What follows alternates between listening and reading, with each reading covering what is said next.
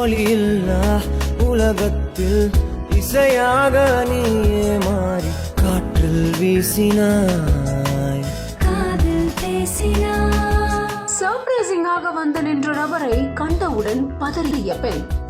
சந்தோஷத்தில் வார்த்தைகள் இல்லாமல் சிறிது நேரம் அப்படியே உறைந்த தருணம். நீ எப்படி வந்தேன்னு பிறந்த நாளில் கணவன் கொடுத்த சர்ப்ரைஸ். வாழ வேண்டும் மண்ணோடு பெண் உனை தேடும் எந்த வீடு நான் பகலிரவு